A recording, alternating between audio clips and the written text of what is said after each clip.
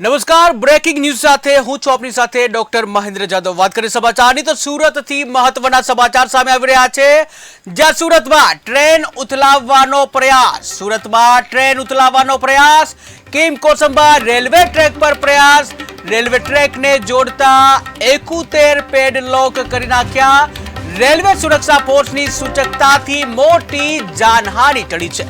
તો મહત્વના સમાચાર સામે આવી રહ્યા છે કે જ્યાં સુરતથી મહત્વના સમાચાર, ટ્રેન ઉથલાવવાનો પ્રયાસ કરવામાં આવ્યો, જ્યાં સુરતમાં એક ટ્રેન ઉથલાવવાનો નિષ્ફળ પ્રયાસ, કિમ કોસંબા રેલવે ટ્રેક પર આ પ્રયાસ કરવામાં આવ્યો હતો, પરંતુ આ પ્રયાસ નિષ્ફળ ગયો છે, જ્યાં રેલવે ટ્રેકને જોડતા 71 પેડલોક કાઢી નાખ્યા હતા। ત્યારે રેલવે સુરક્ષા ફોર્સની સૂચકતાથી મોટી જાનહાનિ ટળી છે કે જ્યાં ટ્રેન ઉથલાવવાનો એક નિષ્ફળ પ્રયાસ જોવા મળ્યો છે કે જ્યાં રેલવે ફોર્સની સમય સૂચકતાથી મોટી જાનહાનિ ટળી છે। તો ફરી એકવાર ટ્રેન ઉથલાવવાનો પ્રયાસ કે જ્યાં સૌથી મોટી દુર્ઘટના ટળી છે કે જ્યાં સુરતની આ ઘટના, સુરતમાં ટ્રેન ઉથલાવવાનો એક નિષ્ફળ પ્રયાસ કરવામાં આવ્યો છે। કિમ કોસંબા રેલવે ટ્રેક પર આ પ્રયાસ કે જ્યાં રેલવે ટ્રેકને જોડતા 71 પેડલોક કાઢી નાખવામાં આવ્યા હતા। જો કે રેલવે સુરક્ષા ફોર્સની સમય સૂચકતાથી આ મોટી જાનહાનિ ટળી છે। જો રેલવે સુરક્ષા ફોર્સની સમય સૂચકતા ના હોત તો ક્યાંક દુર્ઘટના થઈ શકત, પરંતુ રેલવે ફોર્સની સમય સૂચકતાથી મોટી દુર્ઘટના ટળી છે કે જ્યાં સુરતમાં નાકામયાબ થયો ટ્રેન ઉથલાવવાનો પ્રયાસ। ત્યારે આખરે આ પ્રયાસ કોણે કર્યો છે એ બાબતની તપાસ થશે, પરંતુ હાલ તો એક નિષ્ફળ પ્રયાસ જોવા મળ્યો। રેલવે ટ્રેકને જોડતા 71 પેડલોક કાઢી નાખવામાં આવ્યા હતા અને જ્યાં ટ્રેન જો ત્યાંથી પસાર થાત તો એક મોટી દુર્ઘટના થઈ શકત, જાનહાનિ થઈ શકત, પરંતુ ક્યાંક ને ક્યાંક રેલવે સુરક્ષા ફોર્સની સમય સૂચકતાથી આ મોટી જાનહાનિ ટળી છે।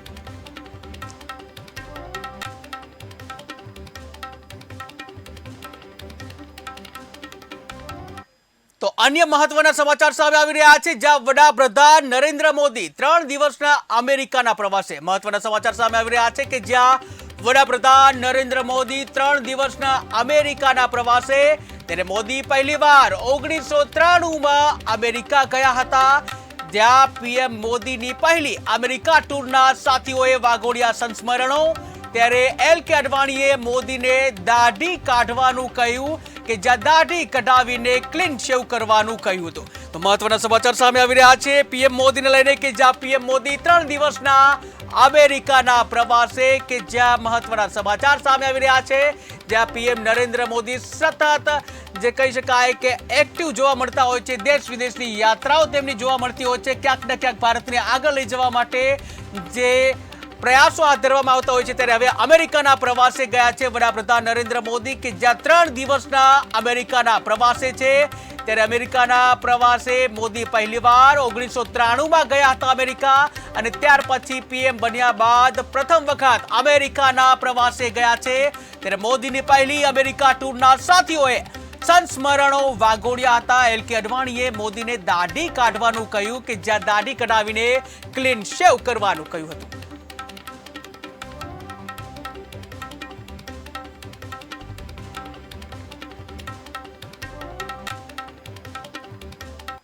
તો અન્ય મહત્વના સમાચાર સામે આવી રહ્યા છે, જ્યાં રાષ્ટ્રીય રાજધાની દિલ્હીમાં આજે નવા મુખ્યમંત્રી નિમાશે। ત્યારે નવા મુખ્યમંત્રી તરીકે આતિશી શપથ ગ્રહણ કરશે।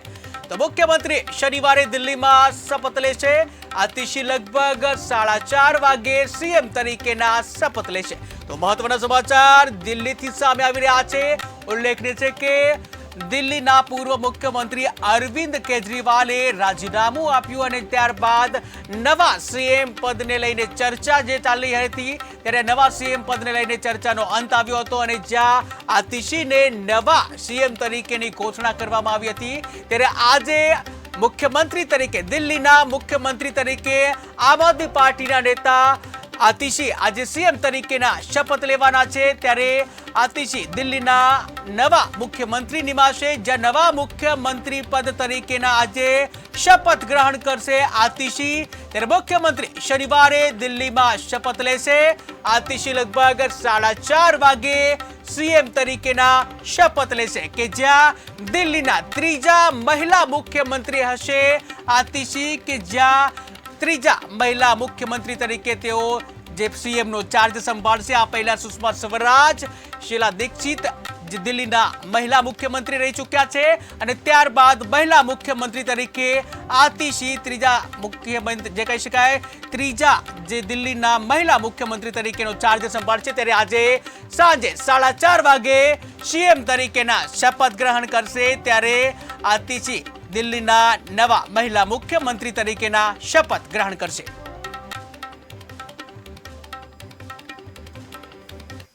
તો અન્ય મહત્વના સમાચાર સામે આવી રહ્યા છે, જ્યાં આતંકવાદીઓ મણિપુરમાં ઘૂસ્યા।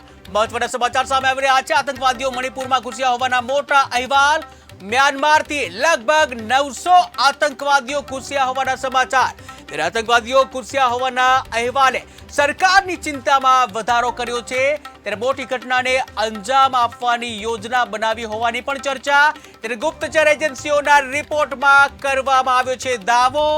રાજ્યમાં હવે ચોમાસું ધીમે ધીમે વિદાય તરફ જઈ રહ્યું છે। હવામાન વિભાગે છૂટાછવાયા વરસાદની વ્યક્ત કરી છે આશા। કે મહત્વના સમાચાર સામે આવી રહ્યા છે કે જ્યાં જે આતંકવાદી હોવાની જે સામે આવ્યું છે કે જ્યાં જે મણિપુરમાં આતંકવાદી ઘૂસ્યા હોવાના અહેવાલ સામે આવી રહ્યા છે।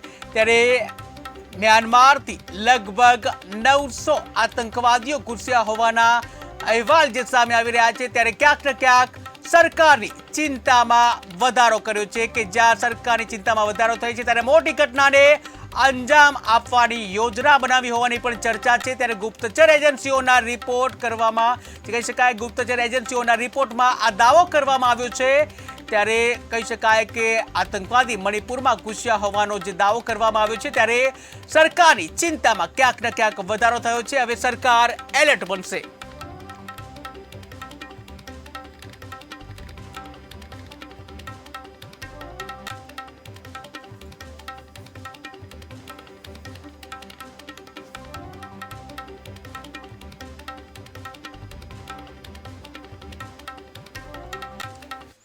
તો હવામાનને લઈને મહત્વના સમાચાર સામે આવી રહ્યા છે। રાજ્યમાં હવે ચોમાસું ધીમે ધીમે વિદાય તરફ જઈ રહ્યું છે। મહત્વના સમાચાર હવામાન વિભાગથી કે જ્યાં રાજ્યમાં હવે ચોમાસું ધીમે ધીમે વિદાય લઈ રહ્યું છે। ત્યારે હવામાન વિભાગે છૂટાછવાયા વરસાદની શક્યતા વ્યક્ત કરી છે। મહત્વના સમાચાર હવામાન વિભાગને લઈને કે હવે ચોમાસું ધીમે ધીમે વિદાય તરફ જઈ રહ્યું છે। ત્યારે હવામાન વિભાગે છૂટાછવાયા વરસાદની શક્યતા વ્યક્ત કરી છે। જ્યાં સૌરાષ્ટ્ર અને દક્ષિણ ગુજરાતને બાદ કરતા ક્યાંક વરસાદની શક્યતા નથી, કે જ્યાં સૌરાષ્ટ્ર અને દક્ષિણ ગુજરાતમાં વરસાદની શક્યતા છે। ત્યારે ડાંગ, તાપી, નવસારી, નર્મદામાં છૂટો છવાયો વરસાદ પડી શકે છે। આ સાથે જ અમરેલી, દીવ, ગીર સોમનાથમાં પણ સામાન્ય વરસાદ વરસી શકે છે તેવી હવામાન વિભાગે આગાહી કરી છે। ત્યારે મહત્વના સમાચાર હવામાન વિભાગને લઈને સામે આવી રહ્યા છે કે જ્યાં હવામાન વિભાગમાં હવે જે સમાચાર પ્રમાણે ચોમાસાનું જે સત્ર છે ધીમે ધીમે જઈ રહ્યું છે, એટલે કે ચોમાસું ધીમે ધીમે વિદાય લઈ રહ્યું છે। ત્યારે હવામાન વિભાગે છૂટા છવાયા વરસાદની આશા વ્યક્ત કરી છે, આગાહી વ્યક્ત કરી છે। ત્યારે ગુજરાતમાં સૌરાષ્ટ્ર અને દક્ષિણ ગુજરાતને બાદ કરતા ક્યાંય વરસાદની શક્યતા નથી, એટલે કે સૌરાષ્ટ્ર અને દક્ષિણ ગુજરાતમાં વરસાદની શક્યતા છે। ત્યારે દક્ષિણ ગુજરાતમાં ડાંગ, તાપી, નવસારી, નર્મદામાં છૂટો છવાયો વરસાદ પડી શકે છે। આ સાથે સૌરાષ્ટ્રની વાત કરીએ તો અમરેલી, દીવ, ગીર સોમનાથમાં પણ સામાન્ય વરસાદ વરસી શકે છે।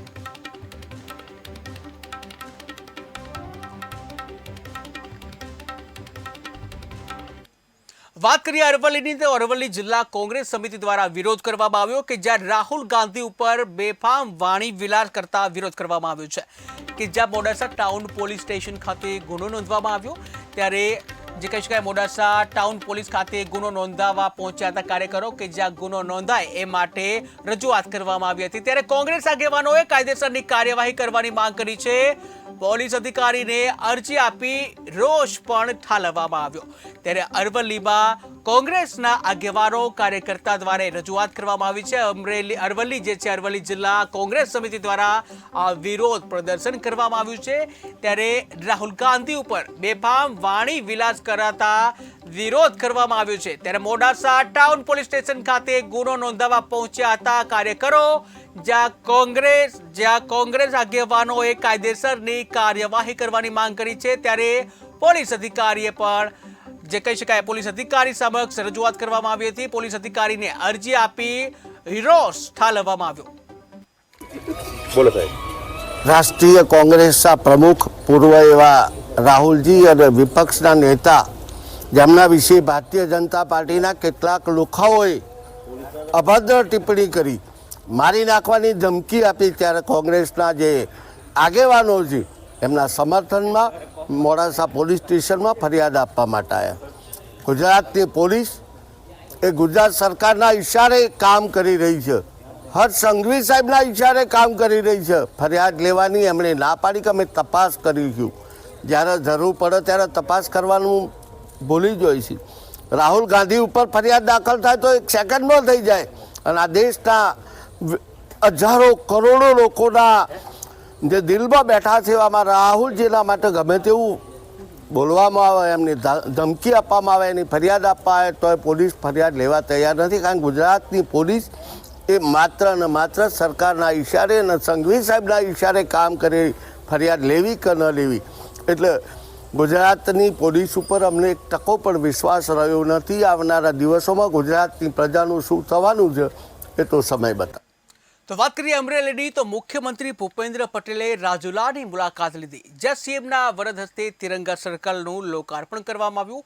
વિવિધ કાર્યક્રમોનું તકતી મારફતે લોકાર્પણ કરાયું, ત્યારે ધારાસભ્ય દ્વારા મોમેન્ટો આપી સીએમનું સ્વાગત કરવામાં આવ્યું। વેપારીઓ દ્વારા પુષ્પગુચ્છ આપી સ્વાગત કરાયું છે। ત્યારે ભાજપના આગેવાનો તેમજ અધિકારીઓ પણ આ પ્રસંગે ઉપસ્થિત રહ્યા હતા।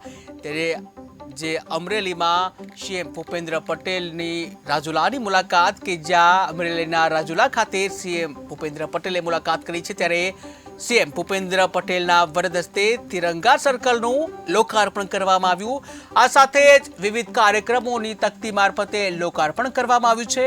ધારાસભ્યો દ્વારા મોમેન્ટો આપી સીએમ ભૂપેન્દ્ર પટેલનું સ્વાગત કરવામાં આવ્યું। આ સાથે જ વેપારીઓ દ્વારા પણ પુષ્પગુચ્છ આપી સ્વાગત કરાયું। ત્યારે ભાજપના આગેવાનો તેમજ અધિકારીઓ હાજર રહ્યા।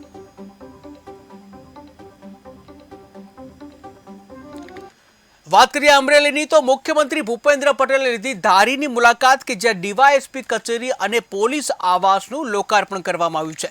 ત્યારે સમૂહ ખેતી ગામેથી ભોજન લઈને ધારી પહોંચ્યા હતા, જ્યાં હેલિકોપ્ટર મારફતે મુખ્યમંત્રી પહોંચ્યા ધારી। ત્યારે ધારી ડિવિઝન તળે નવી ડીવાયએસપી કચેરીનું લોકાર્પણ કરવામાં આવ્યું છે। મુખ્યમંત્રીએ આંબરડી સફારી પાર્કની પણ મુલાકાત લીધી। આંબરડી સફારી પાર્ક ખાતે મુખ્યમંત્રીએ સિંહ દર્શન પણ કર્યું।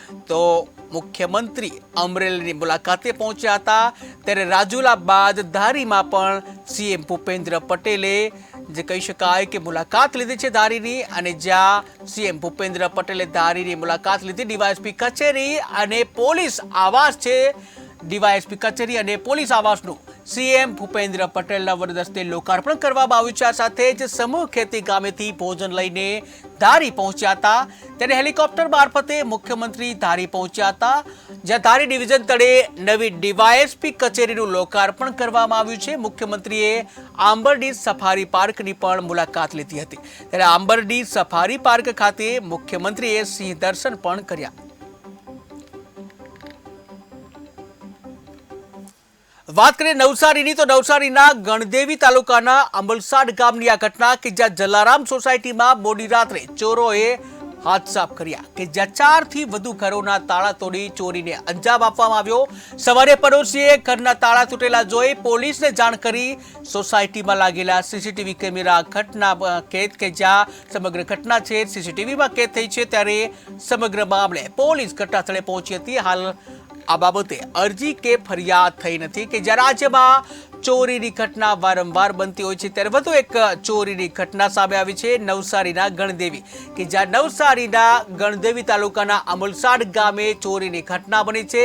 જલારામ સોસાયટીમાં મોડી રાત્રે ચોરોએ ચોરીને અંજામ આપ્યો, ત્યારે 4 થી વધુ ઘરોના તાળા તોડી ચોરીને અંજામ આપવામાં આવ્યો. ટીવી સ્ક્રીનના દ્રશ્યો તમે જોઈ રહ્યા છો કે જ્યાં ચોર જે છે કેવી રીતે સોસાયટીમાં પ્રવેશે છે. જલારામ સોસાયટી છે અને ત્યાં ચોરની ટોળકી જે છે આવી ગઈ છે અને જ્યાં માથામાં માથે જે પટ્ટો બાંધી અને ચોરીને અંજામ આપવા માટે આવી પહોંચ્યા છે અને જ્યાં ચોરીને અંજામ પહોંચ્યા હોય તે રીતના દ્રશ્યો સામે આવે છે. તમે જોઈ રહ્યા છો કે જ્યાં 6 થી 7 લોકો ચોરીને અંજામ આપવા માટે નવસારી ગણદેવી તાલુકાના અમલસાડ ગામે પહોંચ્યા હતા. જલારામ સોસાયટી છે, આ જલારામ સોસાયટીમાં મોડી રાત્રે ચોરીને અંજામ આપવા માટે પહોંચ્યા હતા ચોરો.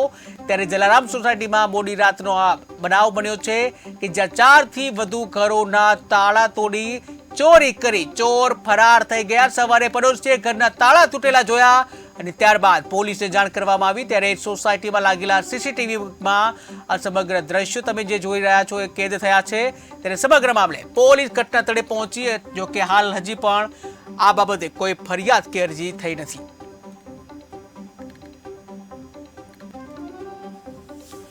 નજર કરીએ સુરત ઉપર, તો સુરતના સરથાણા વિસ્તારની ઘટના કે જ્યાં વાલક પાટિયા પાસે 2 લોકો દારૂ પીતા ઝડપાયા છે. ખાનગી કારમાં પોલીસની નેમ પ્લેટ લાગેલી જોવા મળી હતી, જ્યાં સ્થાનિકોએ કારમાંથી બિયર ઝડપી પાડ્યા. ત્યારે સરથાણા પોલીસે બંને આરોપીની ધરપકડ કરી. આરોપી સામે 3 ગુના નોંધવામાં આવ્યા છે, જ્યાં આરોપી અગાઉ બળજબરીથી પૈસા કઢાવવા ધમકી આપતા ત્યારે ઉત્તરાયણમાં અપહરણ કરતા ઉત્તરાયણ પોલીસે પણ ગુનો નોંધ્યો છે કે જ્યાં સુરતના સરથાણામાં દારૂનો મામલો કે જ્યાં વ્યક્તિને પકડી પાડવામાં આવે છે. ત્યારે સુરતના સરથાણા વિસ્તારની આ ઘટના છે. વાલક પાટિયા પાસે 2 લોકો દારૂ પીતા ઝડપાયા હતા. ખાનગી કારમાં પોલીસની નેમ પ્લેટ લાગેલી જોવા મળી હતી અને બંને લોકો દારૂ પીતા ઝડપાયા હતા. સ્થાનિકોએ કારમાંથી બિયરની બોટલો પણ ઝડપી. ત્યારે સરથાણા પોલીસે બંને આરોપીની ધરપકડ કરી અને આરોપી સામે 3 ગુના નોંધવામાં આવ્યા છે. આરોપી અગાઉ બળજબરીથી પૈસા કઢાવવા ધમકી આપતા હતા. ત્યારે ઉત્તરાયણમાં અપહરણ કરતા ઉત્તરાયણ પોલીસે પણ ગુનો નોંધી આગળની કાર્યવાહી હાથ ધરી.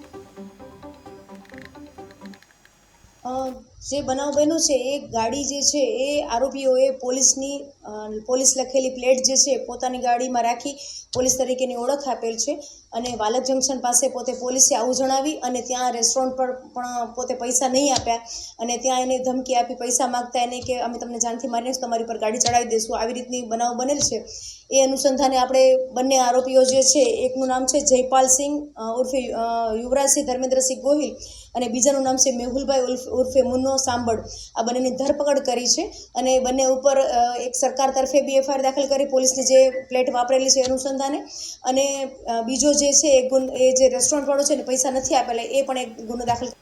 તો વાત કરીએ સુરતની, તો સુરતમાં વ્રજરાજ રેસિડેન્સીમાં ફાયરિંગનો મામલો કે જ્યાં સરથાણા પોલીસે આરોપીઓની ધરપકડ કરી છે. ફાયરિંગની સમગ્ર ઘટના સીસીટીવી કેમેરામાં કેદ થઈ. રોપ જમાવવા માટે ફાયરિંગ કર્યું, લોકો સાથે વાતચીત કરી અને ત્યારબાદ ફાયરિંગ કરવામાં આવ્યું. આરોપીની ધરપકડ કરી કાર રિવોલ્વર કબજે કરવામાં આવે છે, જ્યાં રિવોલ્વરનું લાયસન્સ કેન્સલ કરવા પોલીસ કાર્યવાહી કરશે. સરથાણા પોલીસ સ્ટેશનમાં વ્રજરાજ રેસિડેન્સી છે ત્યાં આગળ ગઈકાલે એક ફાયરિંગનો બનાવ, હવામાં ફાયરિંગનો એક બનાવ બનેલ છે. જેમાં વિગત એ રીતની છે કે ત્યાં વ્રજરાજ રેસિડેન્સીમાં અવારનવાર આવતા આરોપી જે છે એ ગુસાભાઈ ગુહા નામના આરોપીઓ જે છે ત્યાં અવારનવાર તેમના સંબંધી ત્યાં છે એટલે ત્યાં આવતા હતા અને ગઈકાલે એમને ત્યાં હવામાં ફાયરિંગ કરેલું છે. આરોપીને પૂછતા જણાવે છે કે ભાઈ એ મારી રિવોલ્વર ખરાબ હતી અને ઘણા સમયથી ચાલુ છે કે કેમ એવું ચેક કરવા માટે મેં ફાયરિંગ કરેલું છે, આવું આરોપી જણાવે છે. હાલ આરોપીની ધરપકડ કરી છે, વેપન પણ કબજે કરેલું છે ને એની ગાડી પણ કબજે કરેલ છે. એની પાસે લાયસન્સ ધરાવતું વેપન છે અને એ અનુસંધાને આગળ આપણે કાર્યવાહી કરીશું. તો વાત કરીએ જુનાગઢની, તો જુનાગઢ સાંકડીધાર પાસે મેફેડ્રોન ડ્રગ્સ ઝડપાયું છે કે જ્યાં નશીલા પદાર્થના જથ્થા સાથે એક ઇસમને ઝડપી પાડવામાં આવ્યો છે. એસઓજી પોલીસે ખાનગી બાતમીની આધારે વોચ રાખી હતી અને જ્યાં વોચ રાખી આરોપીની ધરપકડ કરી છે. ત્યારે મુદ્દામાલ સાથે જુનાગઢ પોલીસે ગુનો નોંધ્યો છે, જ્યાં એનડીપીએસ એક્ટ મુજબ ગુનો રજીસ્ટર કરવામાં આવ્યો.